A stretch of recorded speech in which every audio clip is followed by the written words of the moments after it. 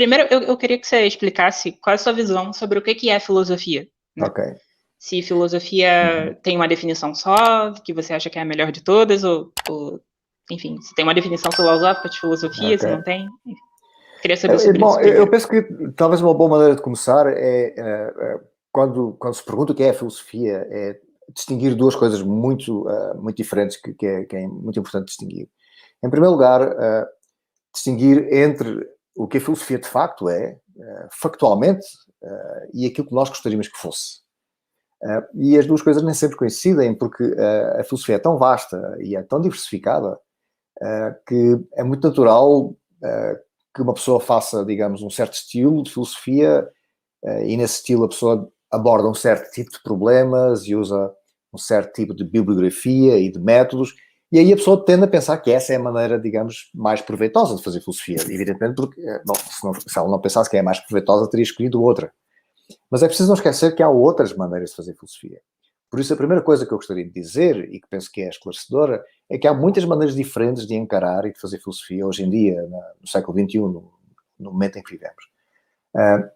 Algumas pessoas encaram a filosofia como uma coisa que está em continuidade com a teologia e com a religião, e deste ponto de vista trata-se de sustentar ideias religiosas ou ideias para-religiosas, com, digamos, um vocabulário filosófico. Isso, por vezes, é feito de uma maneira um pouco mais literária, digamos, no sentido em que os textos não explicitam cuidadosamente os raciocínios propostos, e trabalha-se mais com jogos de palavras, associação de ideias, citações de autoridades, e isso é uma das maneiras de fazer isso. Outra maneira é uma maneira mais cuidadosamente argumentativa, em que nós explicitamos com muito cuidado o raciocínio e procuramos responder de uma maneira explícita a objeções e a contra-exemplos. Então, estas são duas maneiras diferentes de encarar a filosofia como algo que está um pouco na continuidade com a religião e com a teologia.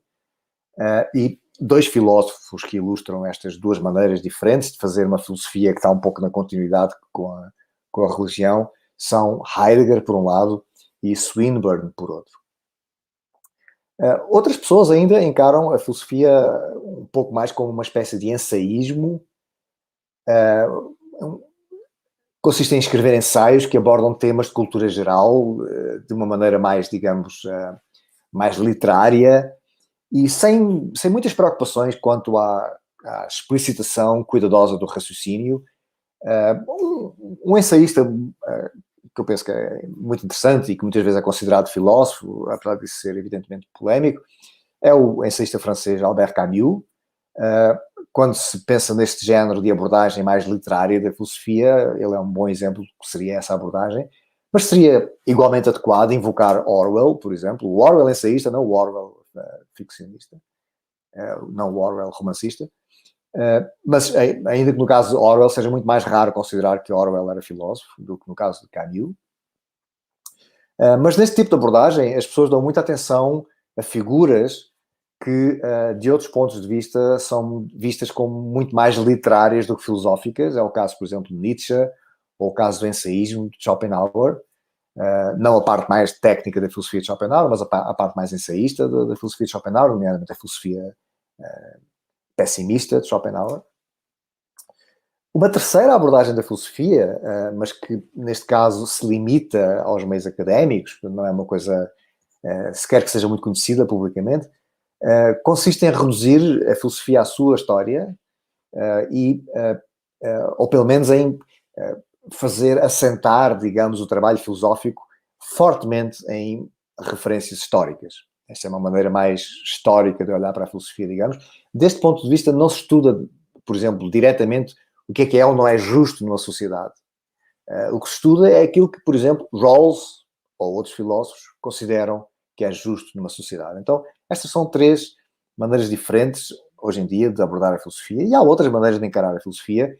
Muitas delas não têm sequer expressão académica. Estas três têm expressão académica.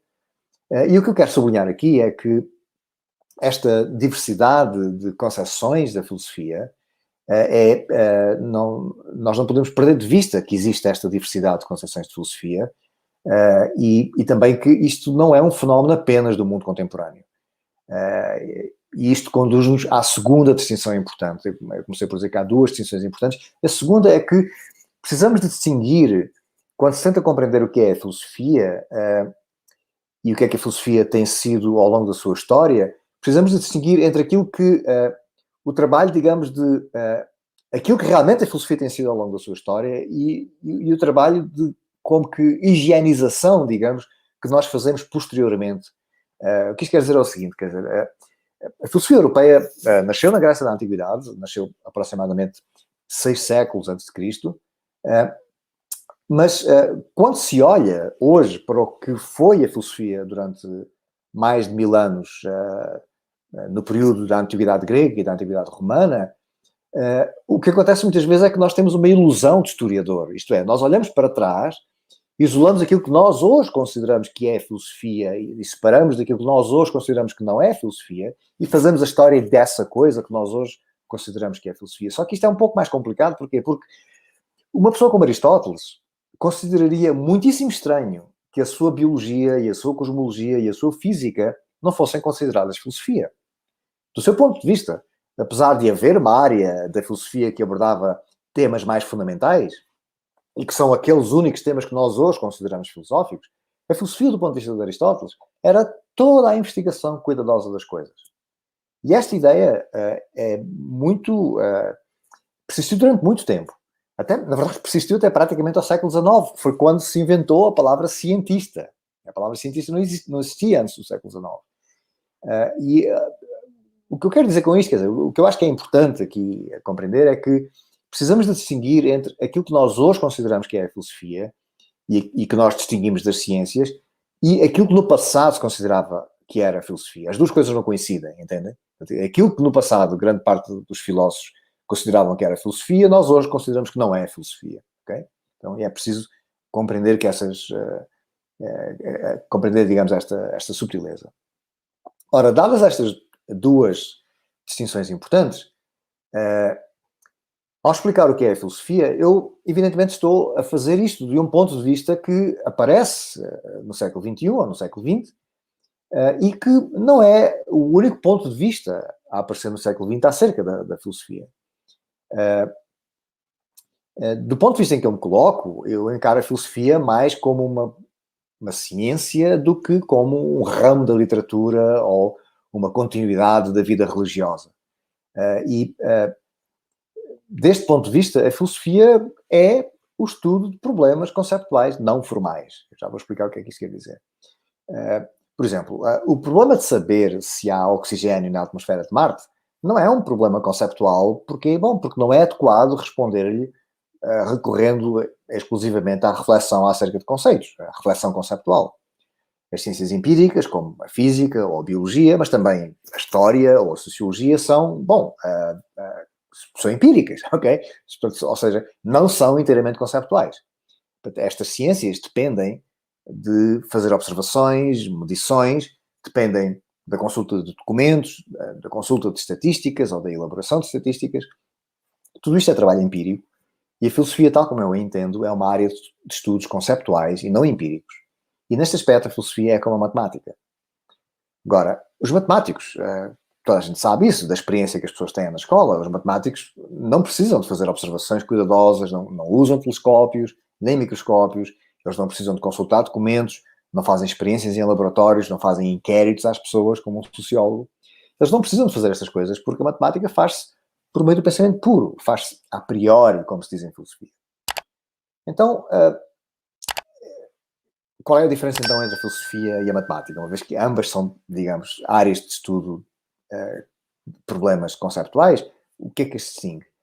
Bom, na matemática, os únicos problemas suscetíveis de abordagem são aqueles problemas que nós podemos abordar de uma maneira bem sucedida com os instrumentos formais da própria matemática. Acontece que há muitos outros problemas conceptuais que não são suscetíveis deste tipo de abordagem e é aí precisamente que entra a filosofia. De maneira que, para terminar esta breve explicação do que é a filosofia, nós vamos continuar a falar sobre isso, uma definição, digamos, um pouco simplista e enganadora, mas que ao mesmo tempo é também, digamos, orientadora, é dizer que a filosofia é aquela área de estudos dedicada a problemas de caráter conceptual. E esta seria, digamos, a minha definição de filosofia. Olá! Se você gosta desse canal, considere a possibilidade de apoiá-lo através do Padrim. Com apenas R$1 por mês, você já pode se tornar um apoiador. Todo o dinheiro arrecadado será reinvestido em melhorias na qualidade dos vídeos. Conto com sua ajuda. Saiba mais em padrim.com.br/ilomarinho.